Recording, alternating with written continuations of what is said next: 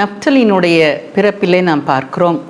ராகேல் சொன்ன வார்த்தை, நான் தேவனோடு போராட்டங்கள் செய்தேன், என் சகோதரியோடே போராடினேன், நான் மேற்கொண்டேன் என்று சொல்லி காத்தினுடைய ஆசீர்வாதத்தை குறித்து நாம் பார்க்கும் பொழுது, கானானை சுதந்திரித்து கொள்ள வேண்டும் என்ற காரியம் வரும் பொழுது எல்லாவற்றையும் விட்டுவிட்டு 7 ஆண்டுகள் அவன் கானான் தேசத்திலே வந்து யுத்தங்கள் செய்து தேசத்தை பிடித்து அவர்களுக்கு அவன் சுதந்திர வீதங்களாக கொடுத்துவிட்டு, அவனுக்கு இந்த பகுதியிலே எந்த சுதந்திர வீதமும் இல்லாதிருந்தும் தன்னுடைய பகுதிகளுக்கு அவன் கடந்து போனான். ஆஷேர் கோத்திரத்தை சேர்ந்த அன்னாள் நம்முடைய ஆண்டவர் ஆகிய இயேசு கிறிஸ்து ராஜாதி ராஜாவாகிய அவரை கூடிய பிறப்பை குறித்து, அவருடைய மீட்பை குறித்து இந்த ருசி வர்க்கமான அந்த வார்த்தைகளை அவர்களும் கூறினார்கள்.